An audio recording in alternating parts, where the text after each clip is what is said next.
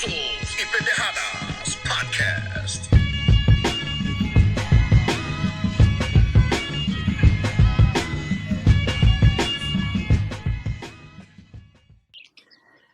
Thank you guys for joining us this week. We got a real special guest, Sonny Boy Acosta. How you doing, Sonny? Good, and yourself? Good. Thank you very much for doing this. I got my partner with me, David, the Tejano in Manhattan. El vato living in Manhattan. ¿Qué dice the big city, David? Oh, man, it's very gray out here, man. It still feels like fall. It's real chilly in June. Yeah, man. Sonny, this gentleman right here, Sonny, from the slums of East Dallas, living in the financial district in New York City, Manhattan, el vato. Oh, you live in New York? Oh, yeah, he lives in New York. I moved here about 9 years ago. I want to go there someday. One of these days I'll get there. Hey, man, roll up, man. We got you. Yeah, myself. I'm Mark Salinas, guys, and like I said, we have Sonny here. Sonny's an actor. He loves education. He's going to school now. He's, I believe you're going to school for acting, right? You're also taking a lot of film classes, producing, things like that. We're going to talk about that. You know, we and you were talking on the phone earlier. As a Chicano, you're looking for content, and pretty much all the YouTube content creators that are Mexicanos it's all in California, right? So, you know, I started watching it and I saw you on a pretty popular channel that you helped upstart. You know, you started it and you were doing great there. And I remember watching you on that all the time. And, you know, you watch movies, and I'm a big movie buff, right? So I saw you on that, and, you know, music videos. Yeah, I'm like, hey, there's that guy, man. There's that dude. And then I'm watching Hulu, and I'm watching this fool. I love that show, man. Great show. Yeah, otra vez. I'm like, hey, man, is this guy becoming an actor or what? And I was like, hey, maybe this guy's gonna be one of those ¿cómo se llama? Noel G. You know, he came out on Bruce Almighty and Street Kings, and he's always doing little cameos like that. También I heard, you know, you also, I saw another video. You got invited to the premiere of Flaming Hot, and, you know, también they have that Emilio Rivera, I believe his name is, and he's, you know, one of those that's popping up here and there. I was wondering, you know, where were you going with that? And, you know, congratulations with all that stuff. Yes, but we're going to go ahead and get into it. Sonny, where did you grow up in LA as a kid? How was your childhood, and how did you end up boxing, man? Tell us about that. Well, when I was first born, we were living in East Los Angeles. From East Los Angeles, my uncle got shot, and apparently he died right after that. So we moved to El Monte. Then we moved back to LA, Monte, La Puente, Burbank is where we landed up staying. So majority of my life was just bouncing around in those three areas, but mostly it was East Los Angeles and El Monte. So as far as me getting into boxing, my father was in San Quentin prison, and he was a boxer at San Quentin prison.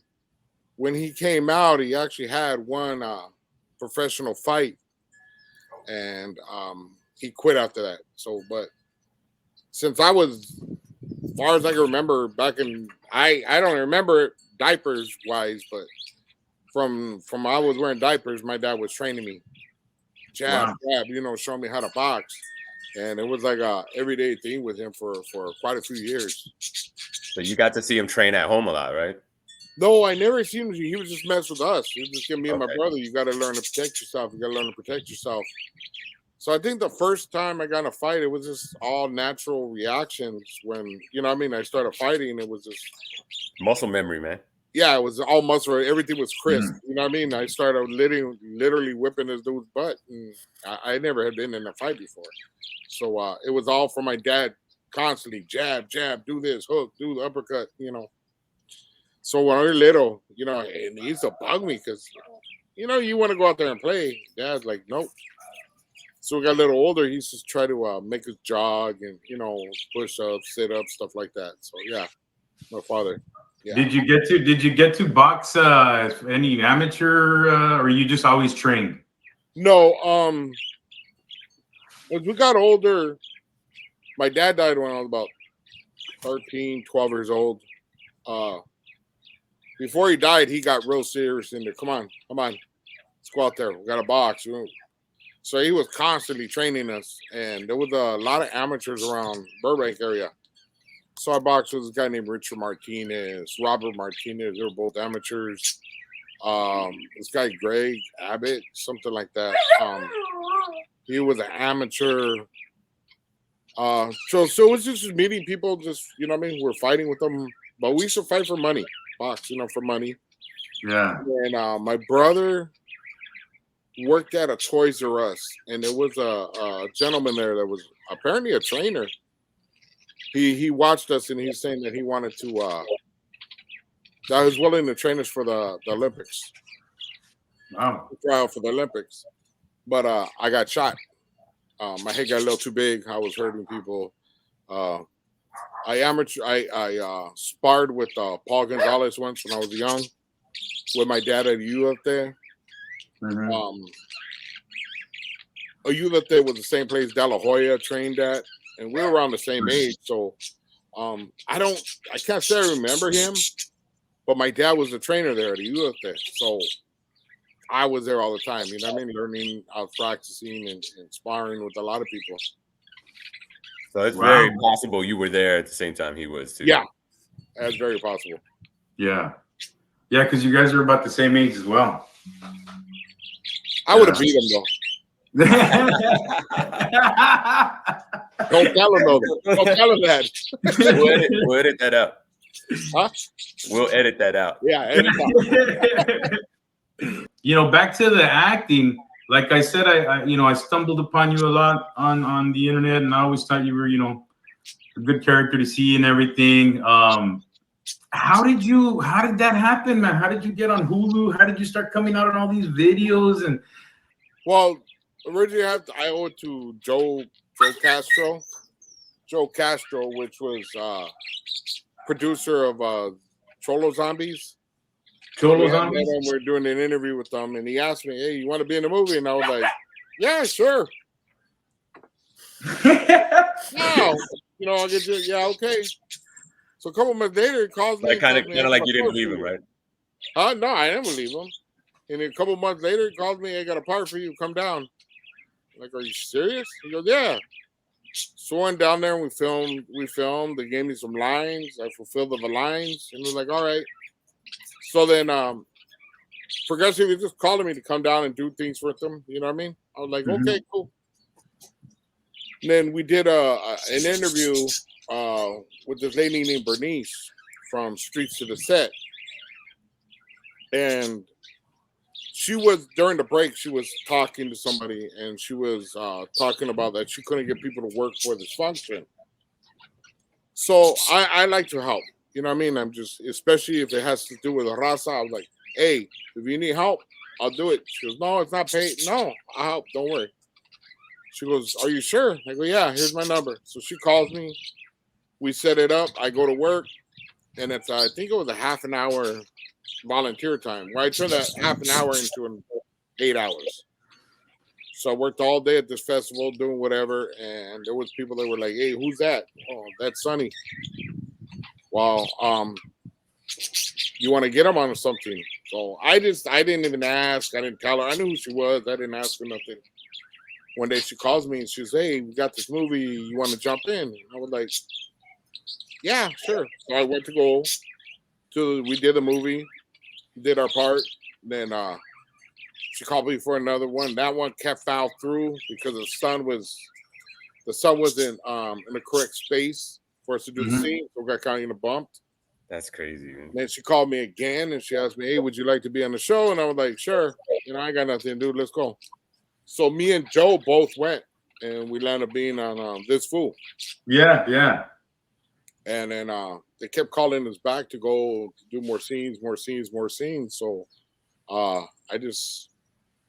that's how it just happened. It was just like one person talked about me, and next person, and it just kept on happening. But I owe it all to Joe Castro. That's awesome, man. How did you end up on the At the movie premiere. You were at a really big premiere, and this is not a small movie, man. Ladies and gentlemen, if you guys haven't seen this movie, it's called Flaming Hot, man. Flaming Hot. It's a great movie, man. I mean, it's like a little movie. I don't think it had a big budget, but it is making some noise, man. You guys got to go see it. I saw it. Saw it with my mom. My mom was crying. My wife, she was in tears. It's a good movie, man. I took it a different way. It was like more of a pump you up movie. Like, hey, the raza can do it as well, you know. It's another classic. I think like it's almost like another La Bamba, man. It's a big movie. Yeah, I think so too. It's a feel good movie, and it shows that we can do it. How did that happen? How did you end up at the premiere, Sonny? See, that's a funny thing is like I went to the Latino American Motion Picture Awards. It's called Lampa. I met a lot of celebrities there, a lot of people in the industry, and my casting manager, she talked to somebody and told them about getting in, and they were like, "Yeah, bring him in. We like him." So I landed up in there, and she was like, "Hey, you're going to Lapo? I mean, to Flaming Hot." And I was like, "Okay," you know what I mean? Flaming. It was just a big. It was a big deal for me. Me and my wife went. We, enjoyed ourselves. I was glad I went. There was like a lot of people, and it was a real positive movie, a message for our gente. Yeah. I never knew that story. Never knew. I just, I'm from Texas, and I'm from a really close area where Eva Longoria's from, South Texas. So she's like a really big deal down here, man. So for her, everybody's always Eva Longoria. Down here, it's all about Eva Longoria. So, she's one of the very few stars that we have. So we watched it, and it was awesome. She directed, right? Yeah, she's a big deal over here too. Yeah. She is a big deal. But my wife actually knew the story before I did. I didn't even know anything about the story. Every time we're going to Flaming Hot, I was like, "What's Flaming Hot?" But then when I seen, my wife told me, "Oh, it's about them when they invented Flaming Hot Cheetos." I was like, "We're gonna go see a movie about Cheetos." Really? Yeah. You know what I mean? What would you think? You know what I mean? You're thinking it can't be that good, but no, I was amazed at how good that movie was. Yeah, man, that's awesome. I'm sure it was exciting being there talking to people. Did you already know Emilio Rivera, or did you meet him there? Yeah, I already know Emilio Rivera. I met quite a few people, and I know a lot of people in the industry. I have a lot of people pulling for me. Yeah, well, you got another two here, man. You got another two here. And you know Noel G también? Yeah, I've met Noel. Yes, I was on the set with him before. That guy's been in a lot of movies, man. Yeah, he is. He don't look that big, but that's a big boy right there. Huh? He's a big dude. Don't look big, but that's a big boy right there. No, he's huge. He's huge. Wow. Well, tú también. You're a big guy, güey. You're a big dude. Him. Really? Yeah, I'm only 5'10". A lot of people think I'm a lot taller than that, but I'm only 5'10". You're 5'10". I'm 5'7", dude. I'm a little guy. Oh, okay. Yeah, I'm 5'10" too. It's really 5'9.5", but we always say 5'10". We round up. That's right. Oh yeah, and then so you know a lot of people, and you said you maybe have some more things on the horizon. You may be starring in something. There's a movie called A Third Job. A Third Job? Yeah. On the day of Flaming Hot Cheetos, my casting casting person, I don't even know what to call her exactly. That's how new I am to the game. But she said, "I got a surprise." She brought me over, and she introduced me to a director and a producer and some other people that are all going to be in the movie. And I landed a big part. Told me I had my audition got picked up, and I have a big part in one of the movie. And there's 5 main parts, and one of them is I don't want to say gangsters, but like troublesome people that would get in trouble. You know what I mean? And I'm the one like that's a gangster, but I'm already old. So they bring me in as a driver, but I'm a smart ass driver. I'm the one that talks all kinds of crap, and tell these guys they're idiots, and you know what I mean. Just Yeah. so that's my point. That's what I'm gonna do. So I'm part of the main part of the movie. That's So awesome, you're gonna have man. you're gonna have a lot of lines in that movie then. Yeah. Oh yeah, and you're going to acting school as like right now. I am in East LA College. Yes, I Yeah. did 2 years, 2 sessions with Alex Afaro and Blanca Espinoza in Montebello.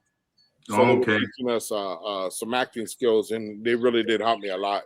You're not just stopping at that, though. I mean, you're really taking the education part of Hollywood seriously. You're also trying to learn producing and directing in classes as well, right? I've taken cinematography. I've taken digital photography. I've taken graphic arts, digital arts, design.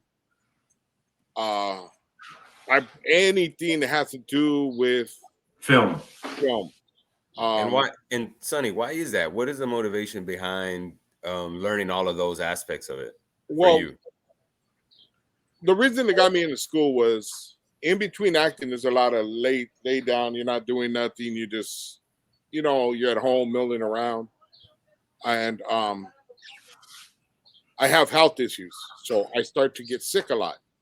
And I was catching the flu after the flu after the flu, the cold, the flu, like maybe a couple months in a row, like just one after another. And then I was talking to my wife and I was like, man, I got to do something. It's like, you know what I mean? My health is deteriorating because I'm not doing anything. So we got to do something. So one day I was driving by ELAC and I seen 2 years free if you go. And I go, well, maybe I should go. Let me see. So I went and I was a little intimidated because I basically dropped out 9th grade. You know what I mean? I went to high school a little bit, but it was just like days and that's it. I'm done. But I picked up my GED in prison. When I tried to get my GED, I couldn't get it. They wouldn't give it to me. I don't know why. It was just some stupid crap. So anyways, when I was going, I was like, well, I'm going to go sign up. So I went and signed up. I did the assessment test, and I pulled 3 years education, college educated. And then I asked them, well, I need my GED. They go, okay, we'll get it for you. Boom, boom. They sent it. Same day, it came back. I was like, wow. So now I got my GED. I got everything. He goes, well, we want you to come here. We'll give you 2 years free. Okay. Wow. All right. So I went, and then I go, well, I'm going to need help with the books. What do I got to do with the books? He go, oh, we'll help you with that too. So they just started setting up all these programs, send me to these programs, and then they send me to Higher Scholars. Higher Scholars is for ex-felons. They help you with school, your books, food, anything you might need, bus passes, anything you need to succeed. As long as you keep your grade point average up. But me, since I was going to acting, I was, you know what? I've gone all the way. When I wanted to gangbang, I gave it everything. I never held back on nothing. It was on. It was on. When I went to prison, same thing. If I went as far as I wanted to go, and that was it.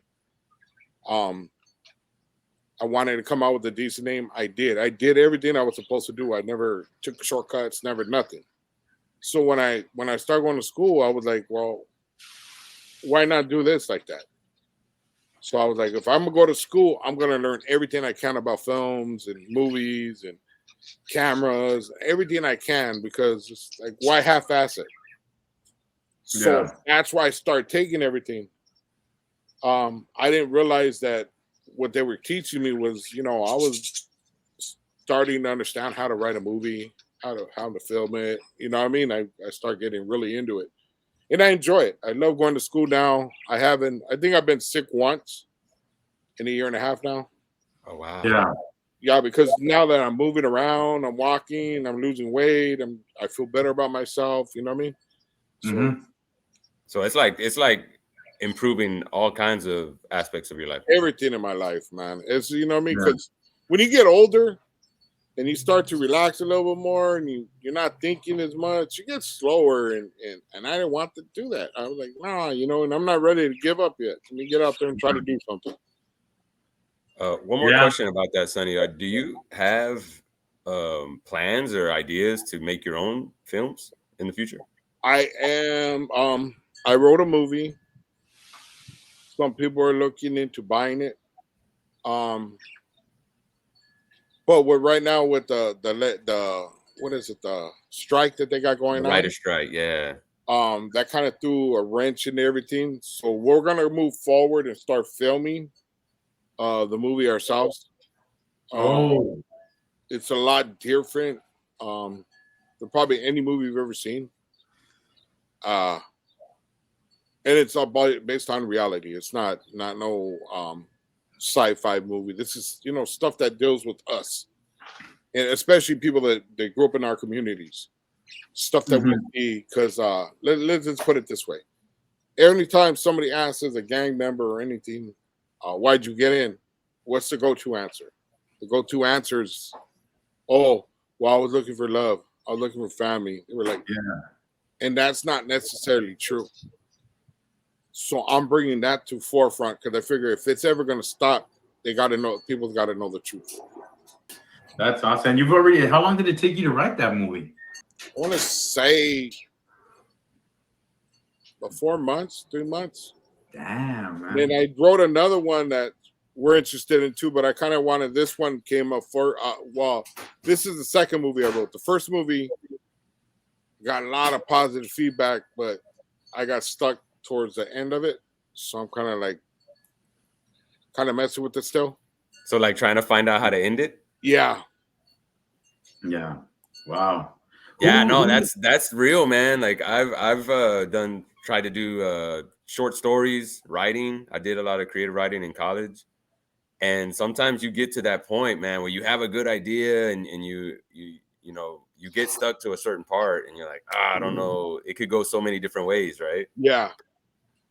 Yeah, David writes a lot. David has a lot of writings, and he just like keeps them somewhere. I don't know where he hides them. He doesn't show them to the public. We need to see all your stuff. This guy's a good writer, man. He just one of those that keeps it all to himself. Well, what I did is I came up with the movie and everything, but to clean it up, I had to get a real writers to make it into film form, into a real script, which was Adam Mendoza. So we sat down and discussed everything, and I gave him my notes on what we're going to talk about, and it's come really far. Like I said, we got a couple people interested in buying it. Man, that's awesome, man. That's interesting. That's cool. You're in the mix. For me, looking at it from the outside, looking into the acting world and things like that for Mexican Americans. I mean, you had La Bamba, Born in East LA when we were growing up. Any little Mexican movie that came out, we were out there on fire wanting to watch it. To me, as an outsider, looking at it now today, it's getting a little bit better to me. I mean, you have I don't know if you've seen on Netflix, Gentefied. That's a great one. You had Vida, a series on Showtime about two girls from East LA. This Fool. To me, it looks like Mexican American actors and movies. The Tax Collector. My little cousin was in that one. She was the quinceañera. It looks like it's getting better for Chicanos out there, and it looks like it's getting easier in Hollywood. But I'm outside looking in. You are in the mix. You're in there. What is it like for a Chicano, a Mexican American, in movies in Hollywood today? Okay, the first thing probably we need to understand is corporate America or the movie industry doesn't really want to touch us. They're a little scared of us. But as time is going on and progressing, we're not in the news all the time anymore. So I think that opened the door for us because there's a lot of people pushing out there that we don't got no representatives, that we don't have nothing coming, that everybody's jealous of us. They just want to keep us down. No, we have a very strong people representing us as far as the raza right now in the movie industry, in the music industry. And it's just up to us to keep that momentum going. If we're going to do this, the only one's going to do it is us. Right. We do have a lot of people, and the industry is getting a lot better for us. We are progressing. A lot of people wanted to go a lot faster, but we just got to go little by little at a steady pace and keep moving. We'll get there. Yeah. And I think one of you're actually contributing to it. One of the things is continue educating yourself, continue getting those skills, because we have a lot of stories to tell, and it's a very rich and diverse culture that we have. We can't depend on other people to tell these stories. We have to tell them ourselves. So Right. we got to learn how to do that, right? And a lot of it too is we need to understand, and I'm learning this now, is education. Us having education is going to make things better for us. You know what I mean? So we got to, in order for our community to do better, we got to do it better as individuals and start educating ourselves. Yeah. 100% agree with that, man. I'm trying my best. Emilio Rivera, I've had, we've talked, and he was the one that kind of told me, hey, you gotta do it yourself. You can't be counting on everybody. You know what I mean? Yeah, no, that's true. So, I kind of understood now that, education is important. You know what I mean? I know I pushed it with my kids before I even really thought about it. But now that I understand that in order for our community to advance, we need to get educated ourselves. Take care of our own home and before we start going into everybody else's. But all I can do is do it by example, do it the best I can. I've gotten a lot of people that I know back in school. I got some of my own younger homeboys back in school. You've done a lot. Yeah, I've seen you. You do a lot for your community in Burbank, and I've seen you on YouTube do a lot of things. And you don't really go out there and push everything that you do for the gente, because you're not out there looking for, it ain't about that. It ain't about me glorifying anything by helping a business come up. Other people mention, hey, did you know Sonny did this? And they're on the other YouTube channels. We follow a lot of the same YouTube channels. Sometimes, hey, Sonny did this for the people and this and that, and you don't come out and say it, so other people see what you're doing. Yeah, I do try to do my best for the community, because I really do care about my gente. Yeah. I do care about my gente now. Yeah. You know what I mean? I try not to I really try not to fight with anybody, but luckily I got my family and stuff that are like, stop it. It's a hard habit to break, Chinga. Especially when the way I grew up, it was always like real quick. Okay, let's. We know how to handle it. Let's do this. Yeah. Right. Oh, David, I was almost a badass. Way I was born in Las Casitas, Salinas. Was that a bad area or no, Sonny? Salinas.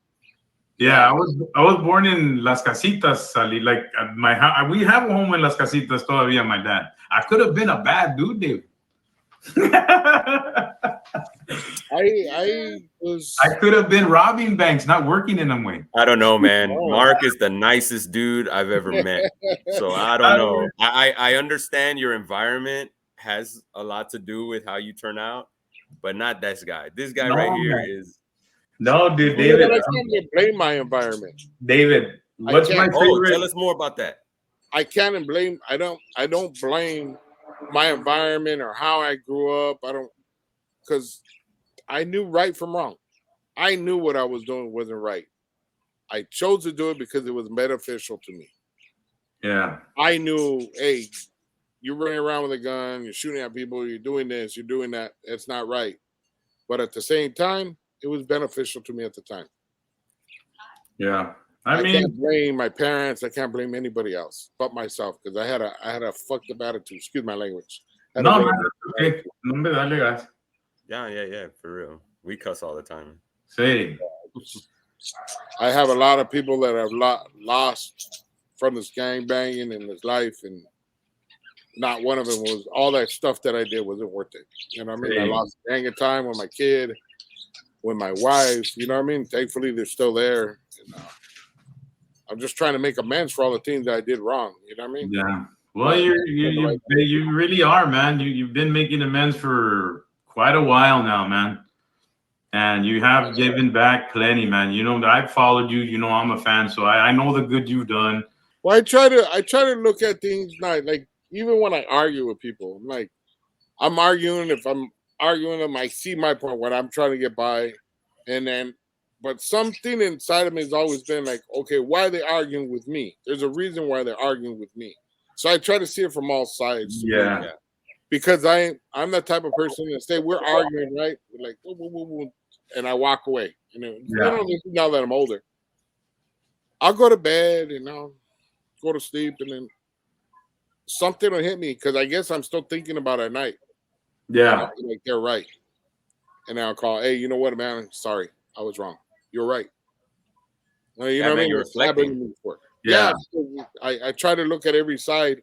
I don't want to be that stubborn person anymore. I'm trying my best to get along with people. Yeah, put yourself in other people's shoes and see why they're thinking what they're thinking. Yeah.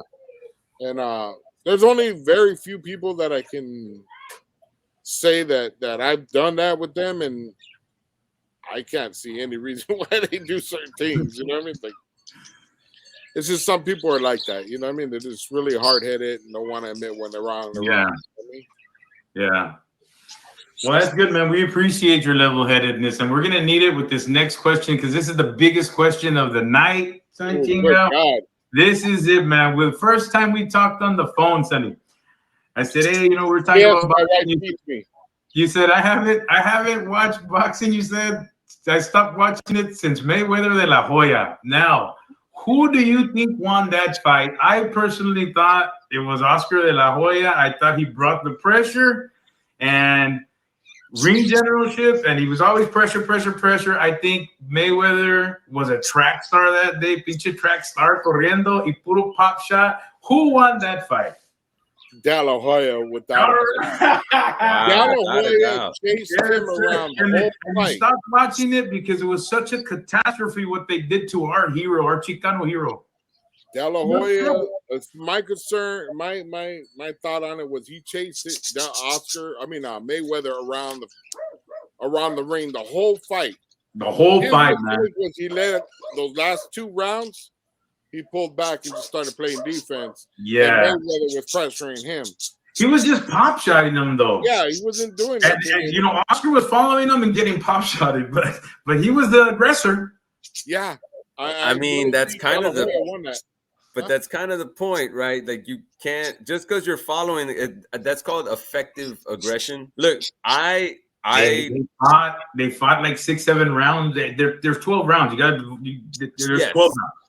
I get it, and it was a close fight actually. In my view, I thought it could have went either way. And honestly, I think De La Hoya made the mistake by not finishing strong. That's where my thing is. The last 2 rounds is where he kind of slacked off a little. But my thing too was that's why I stopped watching. That's why I stopped watching boxing because Mayweather won how many fights doing the exact same thing De La Hoya did, pulling away. Yeah. How many fights has he won like that because he pulled away and ran? Yeah. De La Hoya run. He just backed off a little. He wasn't aggressive enough. Yeah. I was like, all they wanted to do was pump up Mayweather and get rid of De La Hoya at that point. It was just like his career's over. Let's get somebody new in. It was the turning point. Yeah, it was. Yeah. And that's when I was like, nah, you know what, man? Thinking about it, I should have stopped watching boxing back then too. Well, I gotta say something. I remember Mark calling me very sad. He did not have any problem with the decision at the time. I was pissed off. Yeah, but I am. You were very sad. Nacho Bettenstein changed my mind, man. Okay. Yeah, that was the turning point for me where I was like, you know what, boxing ain't the same no more. Yeah, no, but I don't like Gotti and Ward anymore. Yeah, that has to be my favorite fight in the world. Yeah, that was a great fight, man. Sonny, I gotta say, it can be very cruel to the fans when you see decisions that you don't agree with. I think the scoring system for boxing needs to be revamped. Judging needs to be, you got to be a little bit more critical with the judges because I hate decisions that go the wrong way. I'm also like, these boxers sacrifice so much to have it taken away from them because some judge wanted to score it some weird way, right? Yeah. But there has been a lot of good boxing the last 5 years, bro. A lot of good boxing. Yeah, I think the first fight I've seen is Ryan Garcia when he lost to Oh, that was Tank. Tank. Yeah, and that was I was with the Garcia family actually. Sonny, you know, me and David, we've been boxing fans for a really long time, right? And we actually worked for a promotional company, and we did a pretty big show in Houston. And one of the guys, yeah, one of the guys, yeah, it was pretty big. Yeah. We did one show, we did a promotional show, and we had one of the current world champions on his second fight. You were involved in that big Cholo Trucker versus Gunner fight. Were you involved in any of the, you know, getting it all together with the boxing commission and doing all the you know, the ins and outs with Mike? We all had different jobs. My job didn't detail the ring, nothing like that. I was basically managing Cholo Trucker. Okay. So that he was taking care of during the fight. That was my job. Paul and Joe and Selena, they all had different jobs, and they all took their turn doing their thing. You know what I mean? Okay. So, a lot of it was putting money forward to get it off the ground because you know what I mean. Everything was set up, but my primary thing was getting him trained, making sure he was ready for the fight and everything. There was a lot of hands involved. I guess that's a pretty good strategy because they were able to do it. I mean, and you're talking about a bunch of, they ain't no Bob Arams there. I mean, everybody did it. Like they all were kind of just new to the game and everything. And they accomplished it. Y'all even did it on a pay-per-view, correct? Yes. Yeah. And it's funny because it's like a lot of boxing matches have wanted to come from that, and nobody else has been able to pull it off. It's hard to put one together. I put one together. I mean, Dave was with us. We did it in Houston. It was really successful. We did another show, a follow-up show, and we did it in the Valley, which is 5 hours south from Houston. And we didn't sell not even 30 tickets. And in Houston, we sold the place out.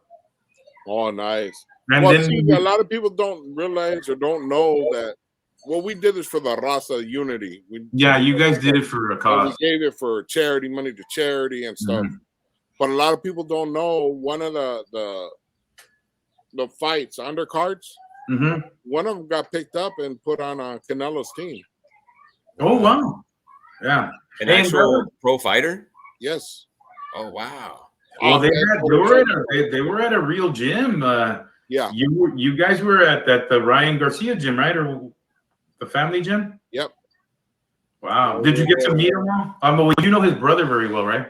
Yeah, I know his brother very well. Wow, man. Yeah, that's awesome, man. One of the kids got picked up for the Canelo team. Yeah. So, wow. You know, we did.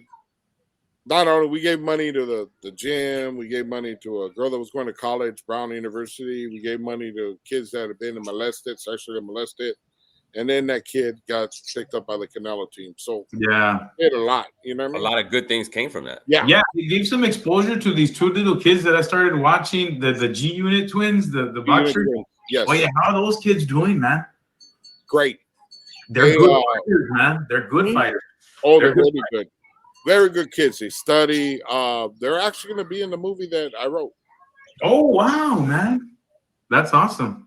Yeah, well, if you ever do a boxing movie and you need a guy in the crowd, no. If you need a guy to hold the bucket for somebody in the corner, okay. Right here. Yeah, man. Yeah, no, the G Unit twins, man, they're good kids. They're great. The whole family's great. ¿De quién son hijos ellos? Who are their parents? Art Garza and Emily Garza. Those parents are doing really good with those kids, pushing them, promoting them. They do little T-shirts in la chingada, and they put them out there. Those parents are good parents, man. Really pushing their kids, man. They are. They got their whole life revolves around those kids. And it's good because it keeps them all as tight as a unit, and they just travel. They do sports together. It's all positive shit. They don't have a lot of free time to fuck up. Oh no, they're into the chess, basketball, football, the boxing, the starters involved. They got 3 boys. They're still amateurs. They're good. How old are they? 12 and 11, I think.